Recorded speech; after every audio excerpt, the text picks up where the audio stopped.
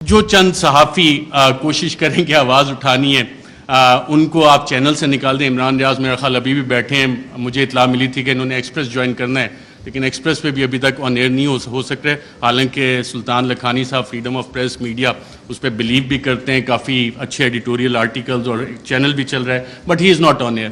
F I Rs چلیں, اب صحافیوں کو چھوڑیں, اب تو پوری وفاقی کابینہ جو ہے سابق اس پہ بھی ایف آئی آرز ہوئی ہیں, اور ملٹیپل ایف آئی آر دہشت گردی کی بھی ہوئی ہیں.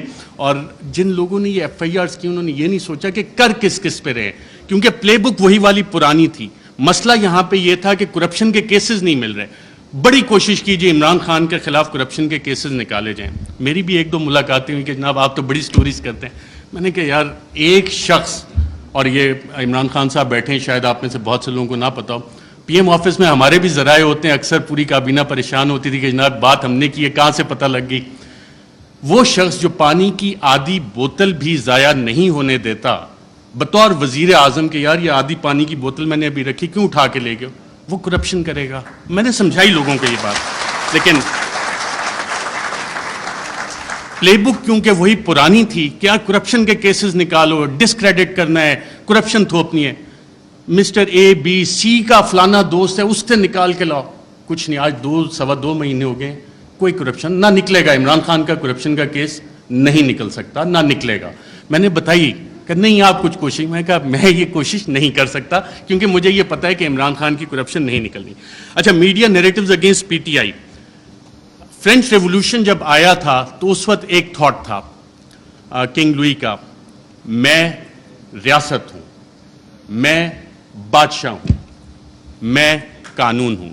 اور یہی چیز ہم نے دیکھی کہ جب media narratives P T I کے خلاف بن رہے تھے. ابھی حال ہی میں آپ اگر آئی ایم دا کنگ کا دیکھ لیں, the king can do no wrong. King ہمیشہ, جو بادشاہ ہے وہ ہمیشہ اچھی چیزیں ہی کرتا ہے.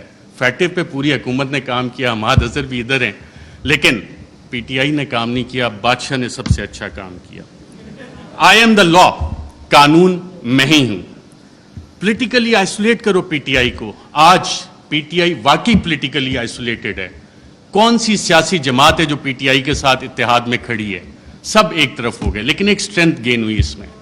پاکستان کی عوام بغیر کسی کال کے نکل آئے, اور شاید جو وزیر اعظم عمران خان کا آخری دن تھا وزیر اعظم ہاؤس میں, اس وقت جو لوگ نکلے اور جنہوں نے رپورٹ کیا, آئی تھنک عمران ریاض تھے, باقی ہم لوگ بھی تھے, ان سب نے ایک بات نوٹ کی.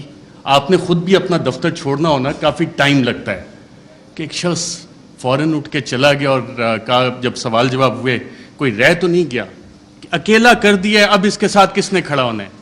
پاکستان کی عوام کھڑی.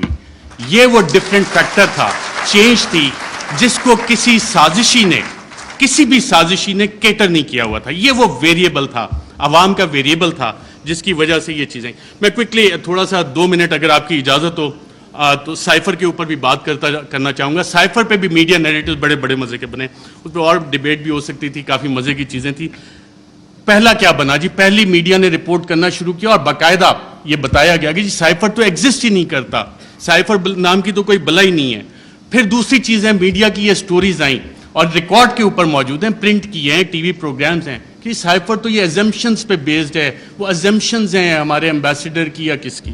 پھر یہ بھی کہانیاں میڈیا میں آئیں کہ جی یہ تو فارن آفس میں خود ہی پی ٹی آئی والوں نے بیٹھ کے بنا لیا ہے, یہ تو شاہ محمود قریشی نے خود ہی بیٹھ کے بنا لیا ہے. پھر جب وہ بھی ساری چیزیں, کیونکہ سائفر ایگزسٹ کرتا تھا, سائفر موجود تھا, پھر کہا گیا جی کانسپریسی کا ایویڈنس کوئی نہیں ہے.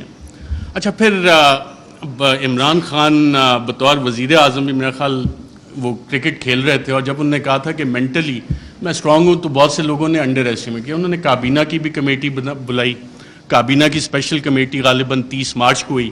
30 مارچ کو میں نے سابق وفاقی وزراء سے پوچھا, وہاں کانسپریسی کی بات بھی ہوئی, کانسپریسی کا ذکر بھی اس میں ہوا, اور پھر 31 کو نیشنل سیکیورٹی کمیٹی بھی انہوں نے بلا لی, اور اس کا بھی مور اس پہ لگ گئی کہ بلیٹنٹ انٹرفیرنس. اور اس کے آخری پیراگراف میں ایک لفظ لکھا ہوا ہے کہ جو 31 کو نیشنل سیکیورٹی کمیٹی کی میٹنگ ہوئی, اس نے 30 مارچ کے جو منٹس اسپیشل کیبنٹ کے ہیں ان کو ریٹیفائی کیا. اب 30 مارچ کو آپ سب وفاقی وزراء جو اس میں بیٹھے تھے, اس وقت کے وزیر اعظم اس میں بیٹھے تھے, ان سب نے کانسپریسی اور سازش کا لفظ اس میٹنگ میں ذکر کیا. یہ میرے ذرائع نے مجھے بتایا ہے, آپ سبھی یہاں پہ بیٹھے ہیں, اگر کسی نے کانٹراڈکٹ کرنا ہے تو سابق وزیر اعظم خود بیٹھے ہیں, وہ کر سکتے ہیں کہ 30 مارچ کو جو اسپیشل کیبنٹ میٹنگ تھی اس میں سازش کا ذکر ہے, بالکل سازش کا, میں کلیئر ایز اے جرنلسٹ کلیم کر رہا ہوں.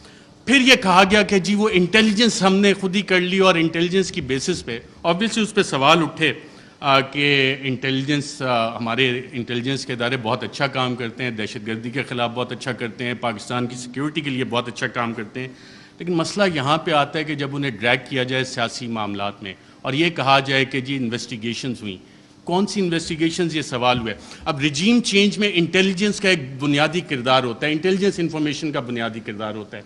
اگر آپ اگلی سلائڈ کریں ذرا, Colin Powell U S secretary of state, U N security council میں انٹیلیجنس انفارمیشن کی بیس پہ انہوں نے کہا جی یہاں پہ یہ والے ویپنز عراق میں موجود ہیں, یہ کیمیکل ویپنز ہیں, یہ نیوکلیئر ویپنز وہاں پہ وہ بنا رہے ہیں. عراق وار ختم ہو گئی, عراق تباہ ہو گیا. یہ اس انٹیلیجنس انفارمیشن کی اوقات تھی, ویلیو تھی, جو آج تک نہیں ملی. میں ایک اور آپ کو افغانستان سے ریلیٹڈ انٹیلیجنس انفارمیشن دیتا ہوں, انٹیلیجنس ڈس انفارمیشن, کہ اسامہ بن لادن کے پاس نیوکلیئر ویپنز ہیں. اور اسامہ بن لادن کے پاس نیوکلیئر ویپنز, اگر آپ یہ سٹوری دیکھیں تو یہ جسٹیفائی کرنے کے لیے تھی کہ جی افغانستان میں امریکہ نے حملہ کرنا ہے. اور اس وقت آپ تمام امریکی اخبارات اٹھا لیں, ورلڈ ایکسکلوسیو ڈان نے بھی فرنٹ پیج پہ چھاپا کہ جی ایک ایکسکلوسیو انٹرویو ہوا ہے, اسامہ بن لادن کے پاس نیوکلیئر ویپنز ہیں. وہ نیوکلیئر ویپنز آج تک نہیں نکلے. تو یہ ہوتی ہے انٹیلیجنس انفارمیشن.